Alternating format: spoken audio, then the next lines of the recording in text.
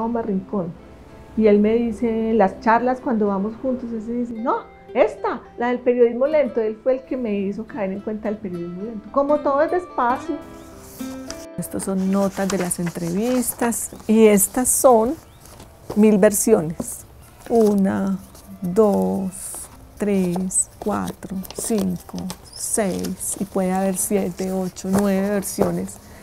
Yo empecé a trabajar ese libro en el año 91 y se publicó finalmente en el 2008.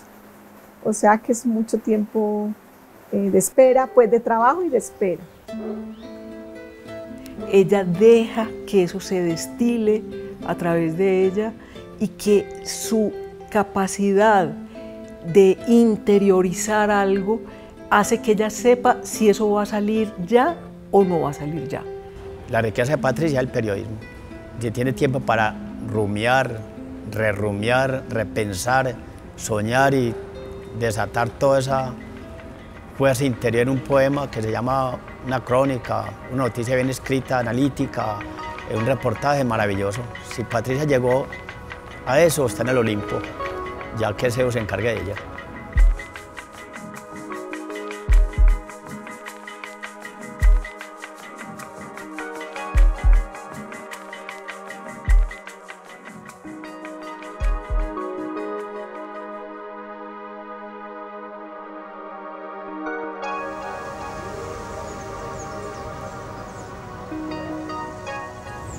Yo nací en Sonsón, que es un pueblo que queda en el oriente de Antioquia.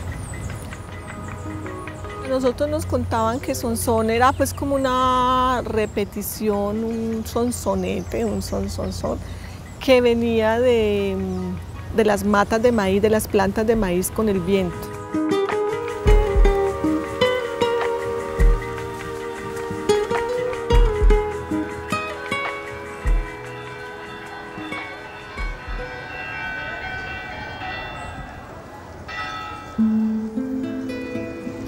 Nosotros crecimos en una calle que se llama la Carrera Novena y es pues toda mi niñez y bueno, mi adolescencia pasó allí. Nosotros íbamos por las tardes donde la abuela, pero salíamos de la casa de la abuela, bajábamos una pendiente y ahí doblábamos la esquina y ya seguía recto 2 o 3 cuadras hacia la casa de nosotros. Y al doblar ahí venía todo el viento del páramo. Es como el cruce de esas esquinas donde uno siente ese hielo que casi corta, que uno cree que lo está rayando. Pero en ese momento mi papá nos cargaba como en la ruana y entonces era como que ahí el mundo volvía a estar estable. Yo aprendí a leer con mi mamá en la casa. Cuando yo entré primero ya sabía leer porque mi mamá nos había enseñado a leer en la casa. Y era un método muy entretenido porque era el método de recortar las letras del periódico y armar las palabras en cuadernos. La primera clase fue ancho y delgado. Y ese día de escuela yo lo tengo muy claro, o sea, cuando mi mamá me llevó, me entregó a la profesora y esa primera actividad del ancho y el delgado. Una compañera muy querida, yo me acuerdo que yo era más grande que ella, bajita, pero muy especial, una niña pues muy carismática.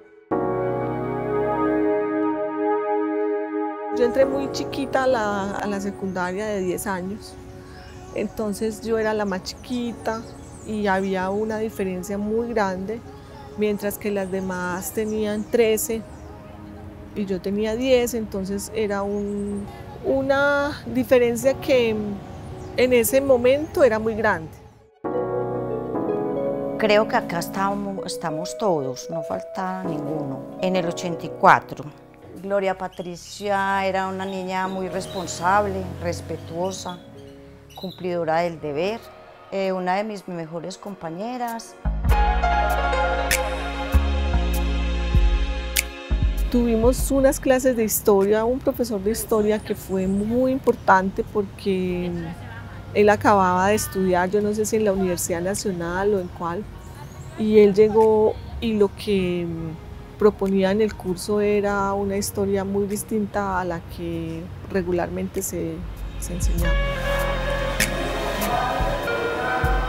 Ese señor nos ponía, imagínate que en clases de sociales nos ponía a boxear.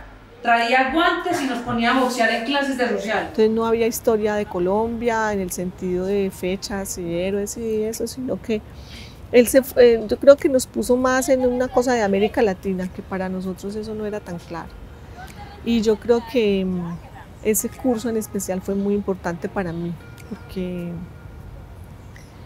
imagínense uno de 10 o de 11 años y nosotros leímos Las venas abiertas de América Latina y estábamos leyendo Caperucita Roja, pues era como, eso fue un brinco muy fuerte y yo creo que eso fue muy revelador para nosotros. Creo que lo que generó fue un dolor muy grande, porque estaba hablando de una región y de una cantidad de personas como nosotros, que estábamos ubicados en un lugar del mundo de una gran desigualdad y de una gran injusticia. Entonces, esto lo digo con las palabras de hoy, pero yo creo que en esa época era una tristeza, pues era un estado de conmoción y de saber que lo que estaba escrito ahí no era ficción. Y yo creo que ahí fue donde yo empecé a pensar que era bueno escribir las historias de otros, o sea, las historias de otras personas.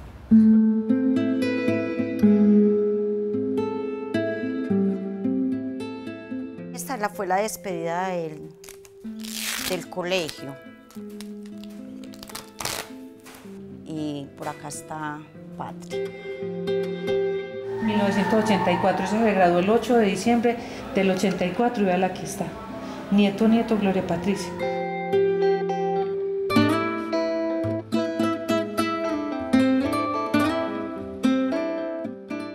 Para mi papá y para mi mamá era muy importante que nosotros saliéramos y que no permaneciéramos después del colegio. Yo sabía que quería ser periodista, lo sabía por ahí desde los 13 años, 12. No sabía que eso en ese momento se llamaba comunicación social. Y yo creo que fue por ahí a partir del tercer semestre que ya se iba como juntando los grupos y yo creo que nosotros logramos hacer lo que llamarían hoy una cohorte, un grupo muy compacto de personas que terminamos, pues que estudiamos juntos casi todo ese tiempo. Yo fui como la adoptada de ellos, claro, yo apenas estaba empezando la carrera, ellos ya iban con más de la mitad de la carrera, entonces de alguna manera yo siento que ellos eran ese grupo de estudiantes pilosos, juiciosos, aguerridos, de esos estudiantes que uno también cuando llega a la universidad admira.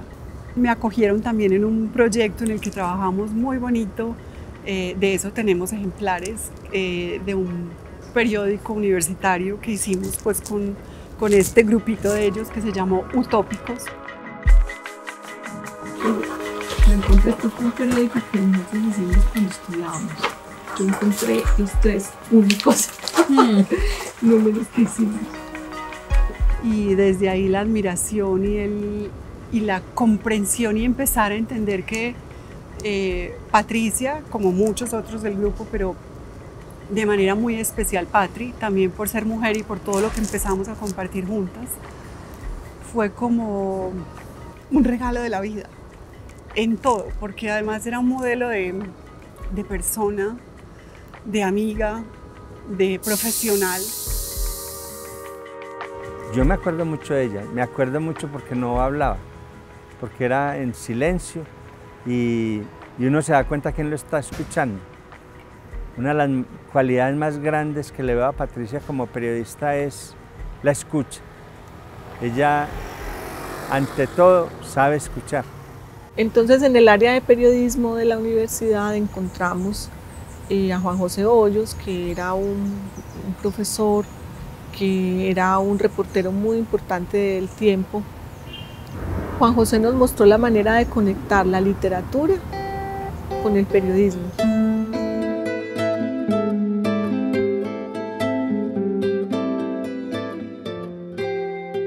Todos creemos que el periodismo se ocupa de la realidad y la literatura se ocupa de la ficción. No, En realidad la literatura se ocupa de la vida, lo mismo que el periodismo. Lo que pasa es que la abordan desde distintas formas y en la literatura hay más licencias, en cambio en el periodismo no. Pero él nos mostró que el periodismo, con toda su disciplina, su técnica, sus limitaciones, era un gran escenario para contar historias de la vida real. Y yo creo que él fue el gran hallazgo que yo tuve en esa carrera.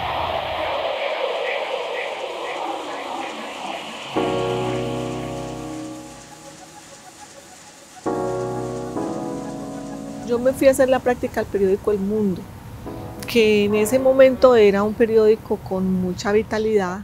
Porque el periódico El Mundo revolucionó un poquito todos los conceptos que había en términos periodísticos, tanto en los contenidos, como en el diseño, como en la fotografía. Yo en el Mundo llegué, como llegamos todos, a la sección urbana, a la sección que se llamaba Ciudad, y me tocaba apoyar a la persona de policía, porque siempre el novato llega a policía.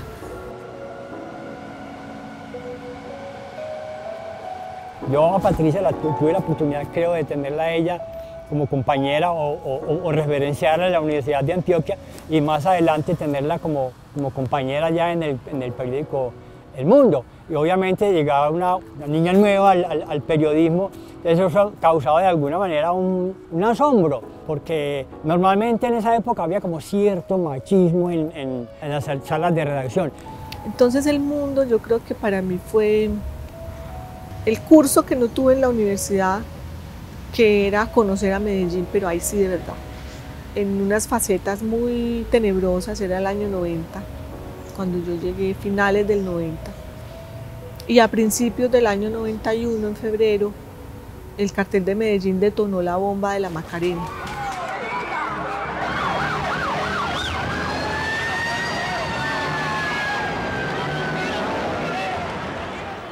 Antes de la medianoche, mi ciudad sabía que la explosión de un carrobomba cargado con 200 kilos de dinamita había matado a 25 personas y herido a 180.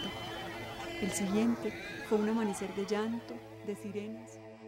Yo no es que me vine del periódico a cubrir esa vaina, es que yo estaba en la Macarena cuando el bombazo, inmediatamente nos devolvimos y encontramos el horror que nos tocó prácticamente fotografiar y presenciar, que por poco nos toca, porque 2-3 minutos antes y nos coge ahí prácticamente la onda explosiva de la Macarena.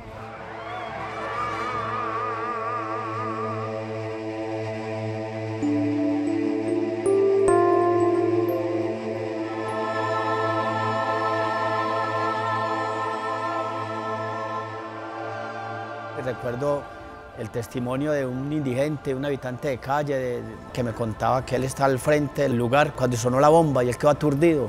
Y a mí ese aturdimiento y de su desesperanza, y veía bajar pedazos de cuerpos, ese bombazo terrible. Ese fue uno de los muchos bombazos que le tocó vivir a Patricia en aquellos años terribles del periodismo.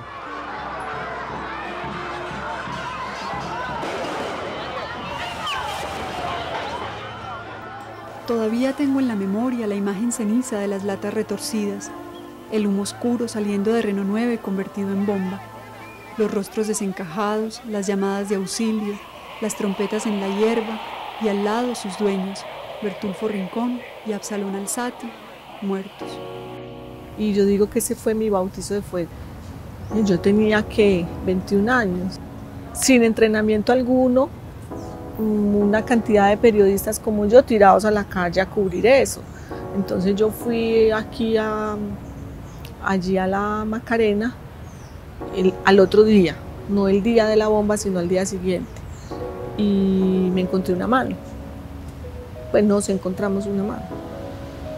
Luego me mandaron a la morgue, a lo que hoy decimos más elegantemente medicina legal, a hacer una lista, como un reporte de los cuerpos que estaban ahí, que no habían sido reclamados. Y llegó una persona, yo creo que era era una mujer un poco mayor que yo, no mucho, y le preguntó por alguien, Y el funcionario le dijo, bueno, es posible que esté aquí, y le mostró la foto.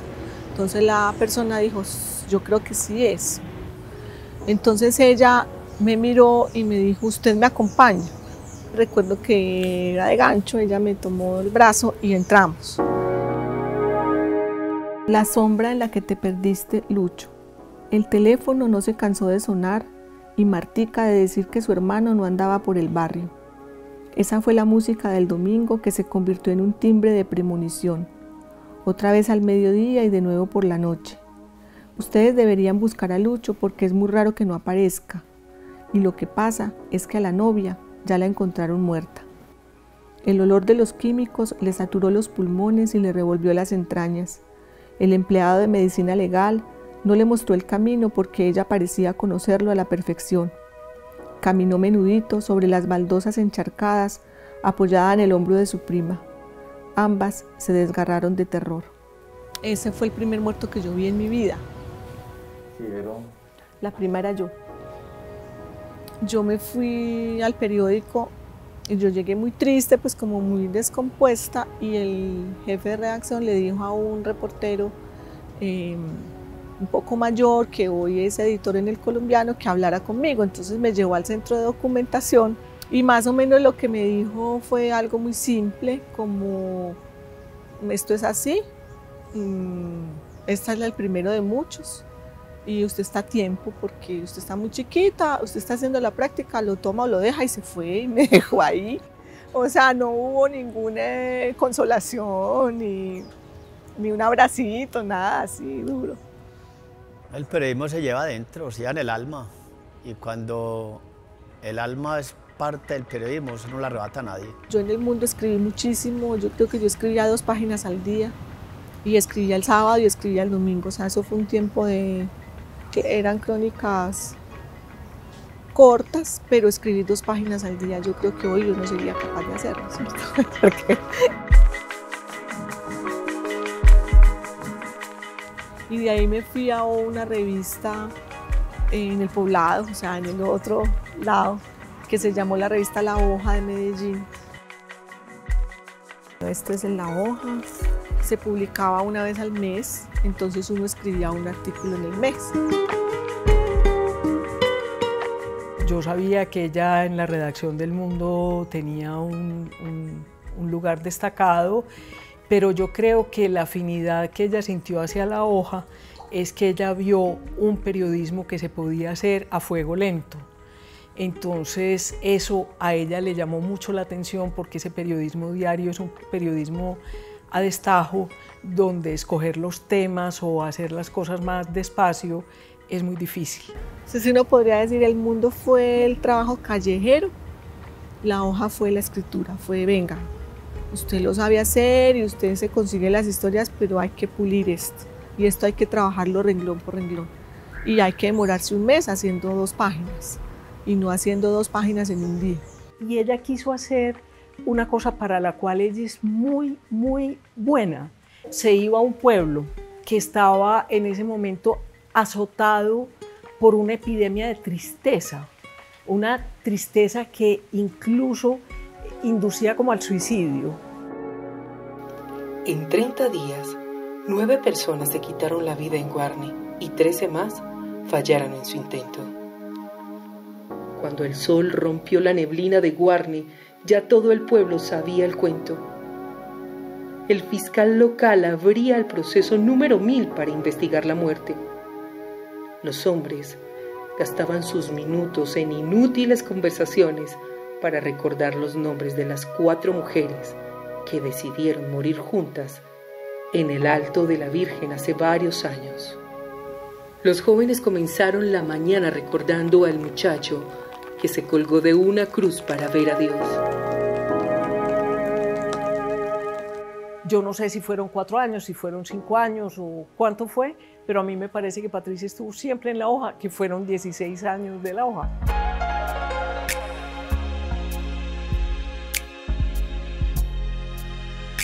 Después vino una relación muy bonita con Juan Fernando Espina y nos encontramos en un proyecto que luego se llamó Con el sudor de tu frente. cuenta la historia de trabajadores, de gente de Medellín que hace un oficio, como obreros, maestros, costureras, modelos, taxistas. Y la más famosa puede ser una que le hizo a Natalia París, una entrevista, un perfil de ella, pero la mayoría son X, personajes que te cruzas todos los días de tu vida y que generalmente no nos detenemos a preguntarnos qué hay detrás. Como un rayo atravesó el poco trecho entre la 55 y el cruce con la 28. Por esa calle, ancha y plana como casi todas las del barrio Antioquia, caminó tan rápido que quienes a esa hora disfrutaban del último sorbo de una botella no saben todavía si lo vieron pasar o lo imaginaron. Hubo un libro sobre oficios y trabajos en el que ya uno veía pues, como una voz muy propia, que tenía una relación con los personajes de mucho respeto, además de ponerse como en el lugar de ellos. Entonces yo diría que escritura compasiva puede ser otra manera de definir el trabajo de Patricia. Sí hay un momento que es importante. Yo fui a Machuca cuando el ELN voló el oleoducto y se presentó ese incendio. Estuve allá muchos días para un periodista, como 5 noches. Y bueno, recogí testimonios, todas esas cosas. Yo volví a Medellín a tratar de procesar esa información y no la pude procesar hasta hoy. Es decir, la historia de Machuca yo no la escribí. Cuando volví, yo escuchaba las grabaciones, eso era en grabadora de tecla. Miriam, ¿cómo es tu familia? Hola, ¿qué tal? Yo escuchaba los testimonios de la gente y las personas que yo entrevisté hablaban en un tono muy extraño, parecían voces dramatizadas, no parecían voces espontáneas. La bulla de eso, la candela hacía bulla. Yo en la cuando abro los ojos veo todo amarillo, como una luz amarilla. Yo hice un corto, pero yo creo en la luz. O sea, yo no lograba sacar 3 frases con hiladas de un personaje. Encontró con mucha gente quemada que les ayudaran, pero yo no podía ayudarles porque yo tenía que regalar a la familia, regalar a la familia mía. Yo no podía porque había muchísimos. Entonces yo oía y oía y oía. Y por allá hay una persona que dice, es que yo no quiero hablar, yo quiero que los muertos hablen que mis muertos hablen por mí. ¿Y cómo iba ella? Ella toda quemada, desnuda, toda quemada, con las meras bilachitos ahí. Ella no podía caminar. Ella no podía caminar, ella no estaba, digamos, quemada en carne viva como mucha gente que botaba sangre, pero sí estaba pelada. Estaba enrollada de los pies, botada de los hielos, como si fuera un palo cuando bota la concha. Yo lo que deduje muy empíricamente es que las personas estaban en un estado de pánico, de shock nervioso y no eran entrevistables. Y nosotros las entrevistamos. Y si no eran entrevistables, no podés coger el relato que la persona dio y ponerlo en un periódico.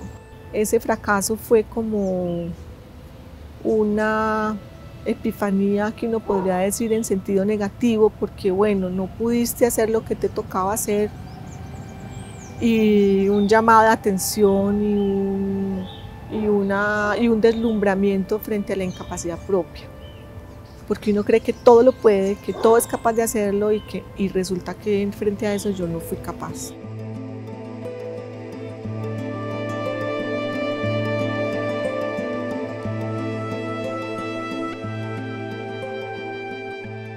Haciendo una metáfora, yo diría que Patricia en ese momento fue una víctima más de lo de Machuca, ¿no es cierto? Y forzando un poco las palabras, yo diría, la guerra la machucó, la molió.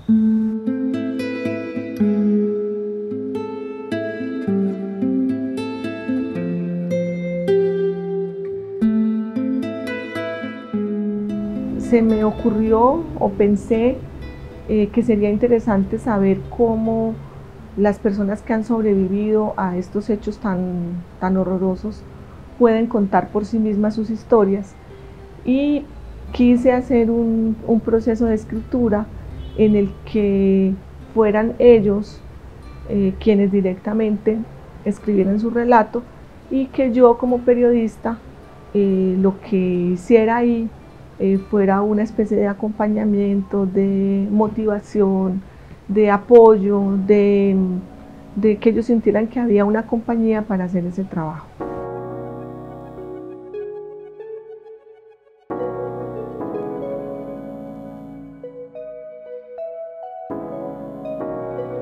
El casting fue un proceso muy difícil porque en ese momento muchas personas que habían sufrido situaciones de conflicto no asumían ni que eran víctimas ni que eran sobrevivientes.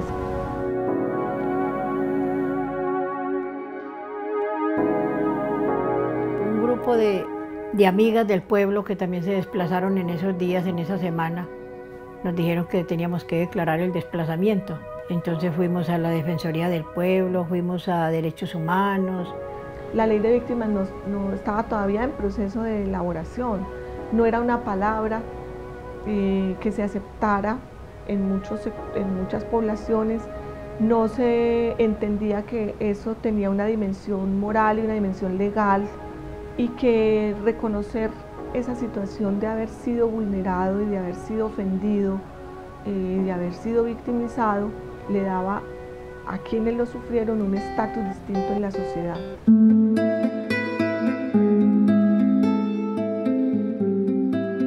Ya después nos llamaron que si quería participar en un grupo de personas que están desplazadas y víctimas de la violencia, que nos iban a dar unos talleres, que se iban a servir mucho, que íbamos a tener psicólogos. Escribieron la mayoría a mano, todos a mano, todos escribieron a mano. La libreta de Ana, que lamentablemente no la tenemos aquí. Sí. Sí.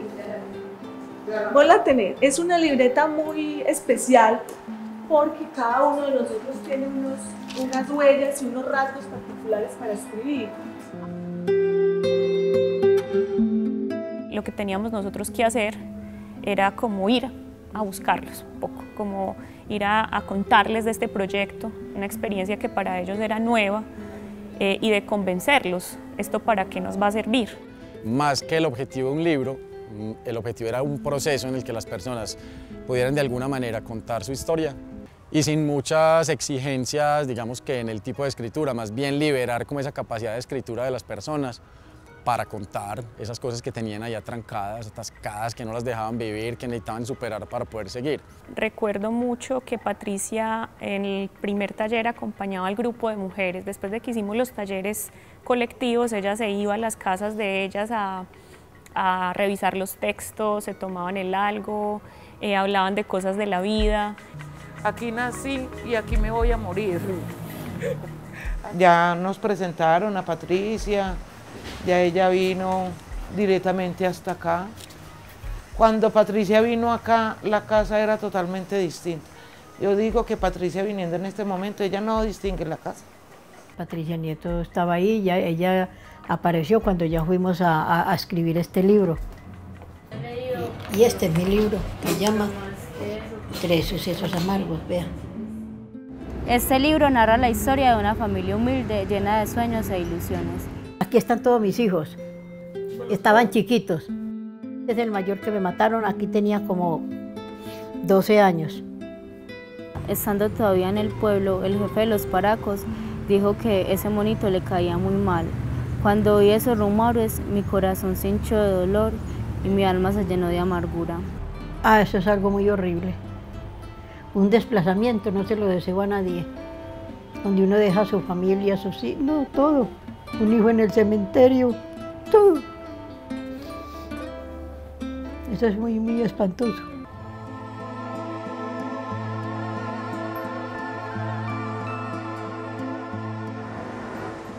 El poder, el hambre y el hampa son 3 cosas que vivimos en nuestro humilde hogar. Si fuera para escribir libros, habían como 7 más. Que de todas maneras fue como muy bonito, pero se lloró mucho. Nosotros todos, ¿cuál de todos lloramos más escribiendo este libro? Yo me sentí, ay no, qué dicha uno tener pues que haber escrito ese libro, no, que es una maravilla. Me sentí orgullosa de mí misma.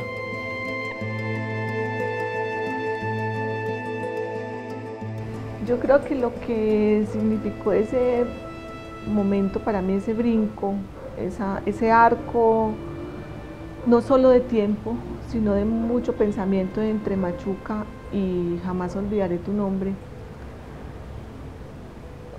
fue como aceptar que había un universo de trabajo con las personas un poco más lento, más paciente, que en el que yo me sentía mucho mejor y que tenía que ver con la lentitud propia de los duelos. Era entender el tiempo de los otros. Estos son estudiantes, una salida de estudiantes, esto debe ser 2000, 2001, 2002. Yo creo que ser profesora de periodismo es pues una parte fundamental de mi identidad, pero también es un ancla para que el ejercicio que yo he hecho de la profesión tenga un alto contenido de reflexión. Entonces yo he asumido el trabajo de ser maestro como ese compañero de los jóvenes, de los más jóvenes, en el descubrimiento de las formas de ver la vida de otros y el descubrimiento de un lenguaje propio para contarla, apegado a los principios de la profesión. Fue una de esas profesoras que en el primer semestre me demostraron que había hecho una buena elección al decidir estudiar periodismo. Eran clases siempre muy particulares, nunca era como la clase frente al tablero y hablar y hablar y hablar, sino que ella siempre llegaba con recursos que le abrían a uno la mente, le hacían clic, desde una pequeña tarjeta con un fragmento hasta una pregunta que uno no se imagina que te van a hacer. Lo más fuerte y lo más enriquecedor con Patricia era el trabajo de clase y el acompañamiento que ella daba, porque no era la profesora pues que nos daba la clase y se perdía, sino que la oficina de Patricia de alguna manera era como una oficina de asesorías, de dudas, de angustias y lamentos de todos los retos a los que nos encontrábamos los estudiantes de periodismo. Yo creo que Patricia es la máxima expresión de la idea de que uno no enseña no solamente con lo que sabe, sino también con lo que es. Cuando uno lee a Patricia y ha estado en clase con Patricia, uno se da cuenta que más allá de un esfuerzo por la técnica o un esfuerzo por aprender realmente el arte y el equilibrio de la narración y la descripción, lo que hay en Patricia en el fondo es un interés total por ponerse en el lugar del otro y por empatizar con el otro. Sí, fue como a través de la experiencia de ella darme cuenta, por aquí es la cosa, pero también quiero ser periodista, también quiero salir a la calle a buscar historias, también quiero contar y darle voz un poco a la gente que no la tiene, que es como una de las cosas que ella dice a la hora pues como de hacer su trabajo. A las 5 la algarabía de los animales es insoportable en Caicedo. Azulejos, colibríes, gavilanes, guacharacas, pechirrojos, silgas, sinsontes, garrapateros, toches y turpiales producen música, mientras que el cielo pasa de negro a violeta, de violeta a rojo, de rojo a naranja, de naranja a azul mañanero. Y ahí entra ya Alicia, el personaje, ¿cierto? Todo entablado, todo entablado, un polvero horrible. Cuando hice la primera comunión, mejor dicho, esto es una cosa lo más de fea. Estos son como borradores de las estructuras narrativas del texto de Caicedo. Llanto en el Paraíso es un libro que recoge 3 historias. La primera historia reconstruye una toma guerrillera muy fuerte que destruyó el municipio de Caicedo. Y parte de un Vía Crucis, o sea, de una Semana Santa, y a través de la Semana Santa voy contando como los antecedentes del municipio y del conflicto en esa región para que llegara a presentarse un acontecimiento tan fuerte como esa toma guerrillera. la última cena, pues la gente a la intemperie, que esto pues es parte de lo que se cuenta en la crónica, ¿cierto? Como una comunidad católica vive estos momentos, ¿cierto? Aquí estoy yo, en la repostería. Amenazado por el peso de la plancha averiada que se balancea con el viento, un angelito de mármol encargado de acunar una concha de mar llena de agua bendita sigue atado a la columna que lo ha sostenido desde hace 70 años. Solo unos cuantos pasos adelante de la plancha amenazante, el pueblo de Caicedo reza bajo el agresivo sol del Viernes Santo.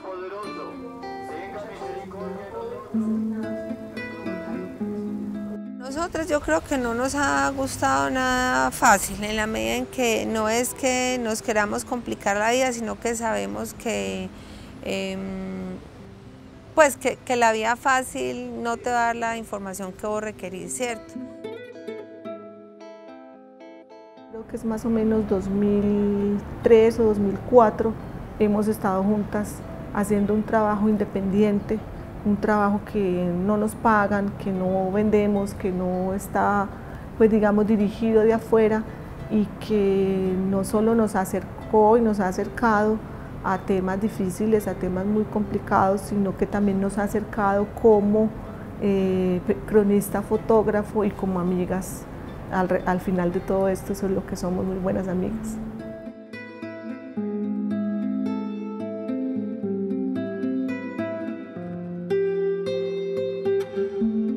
Decidimos, yo creo que de alguna manera asumir el reto, pero porque somos mujeres, periodistas comprometidas, con una responsabilidad de contar y de confrontar y de enfrentar a través de lo que hacemos, ¿cierto?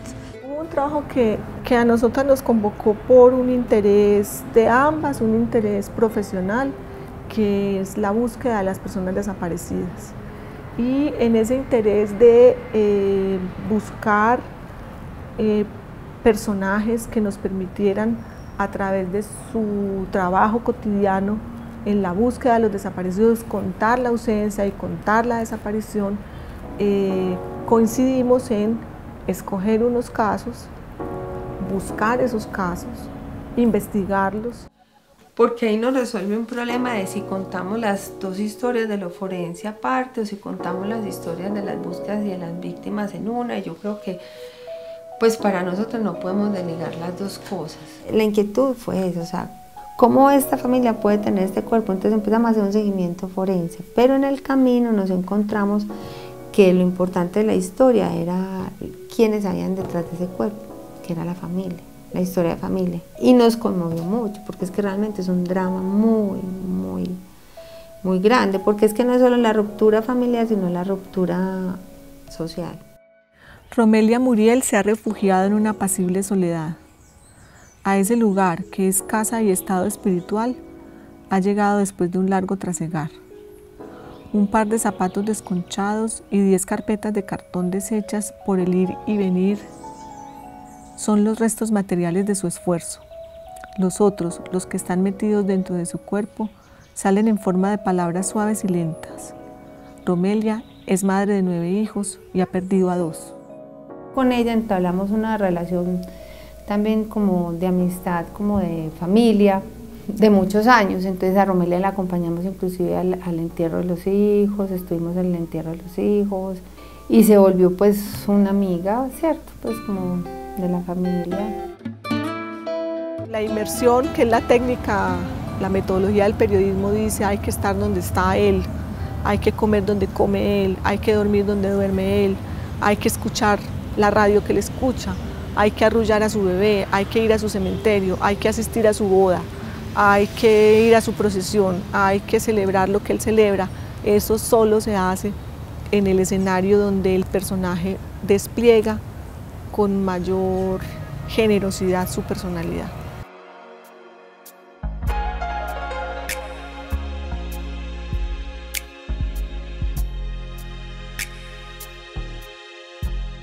O sea, yo en este disco tengo relatos lo que hicimos fue meternos en el archivo de Natalia. Natalia tenía un archivo de 22, 25 años y decidimos entrar en ese archivo primero en el digital, que era el más fácil, y de ahí hacer una selección de fotos.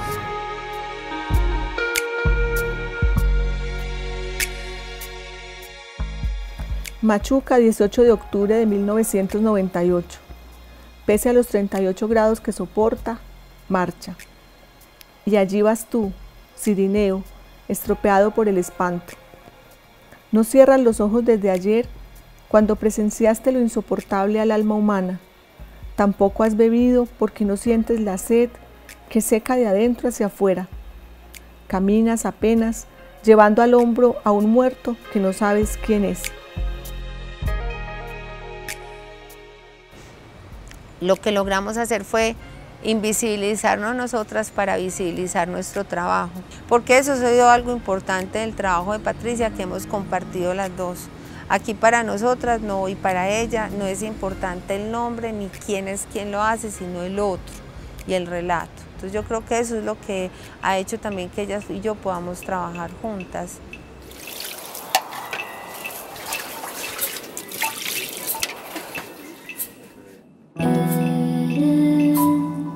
Este es el tema de Irma.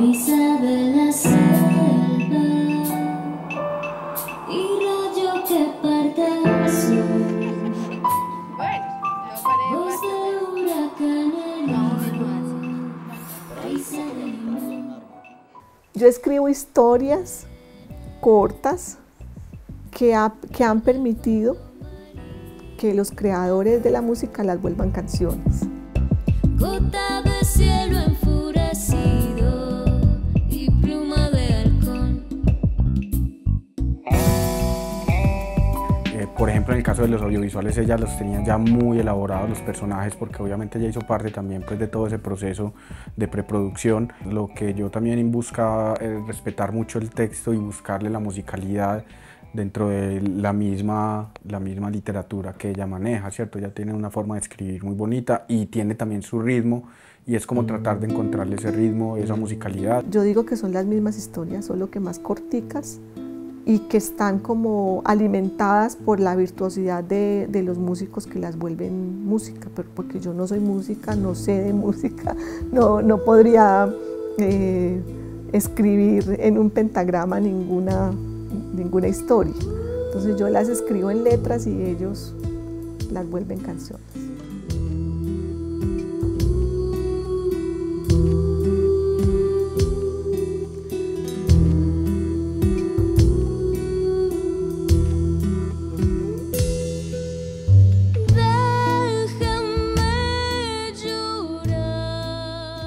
En esa canción primero estuvo la letra y luego estuvo la música.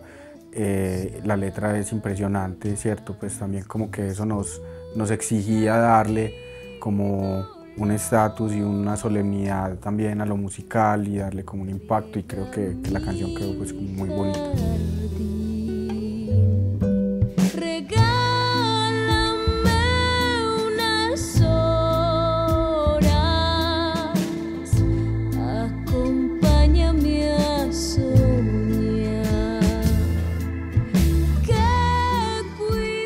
Nacional nos invitó a hacer ese documental. Yo creo que a eso se llegó porque llevábamos muchos años haciendo documentales, yo creo que más de 20 años trabajando en ese campo. ¿Quién ponemos en el cuero de esta guerra loca? Los pobres campesinos. Nosotros somos los que estamos poniendo el cuero. Óigalo bien. El papel de la memoria es todo. El papel de la memoria es no pasarán, es decir, no lograrán, por más que lo intenten, hacer borrón para que digamos que aquí no pasó nada. No pasarán. Creo que Patricia de muchas maneras ha sabido dar un ejemplo o marcar una pauta en lo que es realmente importante, y a pesar de todo lo que le ha costado a ella, porque Ella, uno la ve callada y uno ve que no toma protagonismo en el mundo del periodismo, pero Patricia también se ha tragado en silencio todos esos testimonios, todo ese dolor. Muchas veces cuando los testimonios se demoran tanto tiempo en salir, o esos textos que ella se demora tanto a veces en escribir, cuando ella está callada es porque está rumiando ese dolor, y ese dolor le ha costado silencios muy largos, soledades que a veces ella misma ha elegido.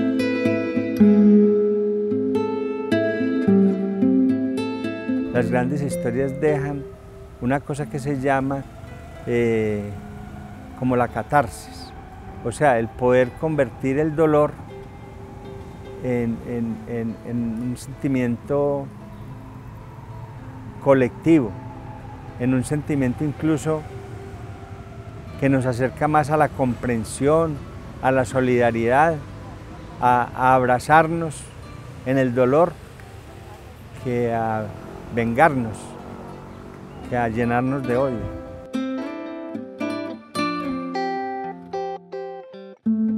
A mí me alegra muchísimo que todo eso que ha hecho Patricia desde la vocación, la convicción, la generosidad, pues pueda llegar y se conozca por mucha gente.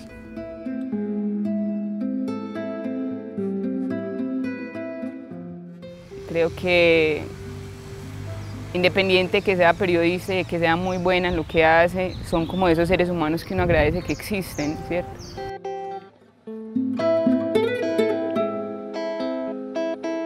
Ella es un ser bueno, es un ser muy bueno. Aparte pues en lo periodístico, en su forma personal es una persona maravillosa, pues que yo creo que la vida le tiene que estar destinada a cosas muy bonitas.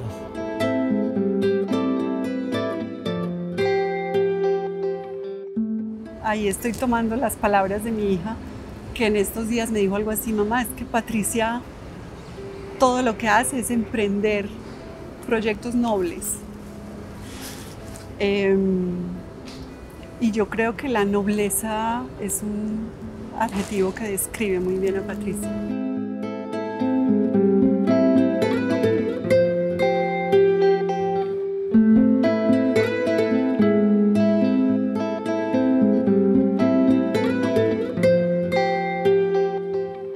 Quisiera, en nombre de las compañeras, decirle que es una persona que ha plasmado huellas significativas en la vida de muchas personas. De estas personas que son golpeadas por los conflictos sociales y a quienes se acerca con su sencillez y humildad y nobleza. Que la queremos mucho y la que recordamos mucho, y queremos algún día nos podamos encontrar después de que pase todo esto.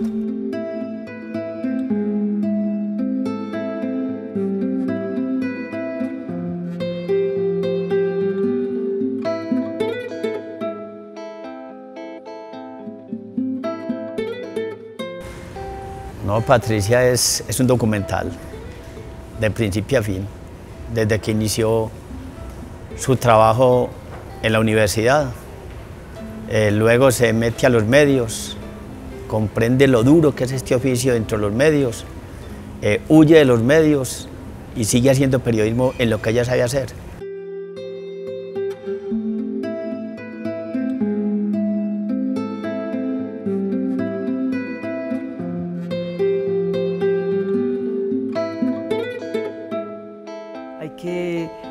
Hay que sacarla de donde esté, descubrirla, nombrarla, hacer que muchos otros la lean, le pregunten, la abracen, la quieran, la busquen.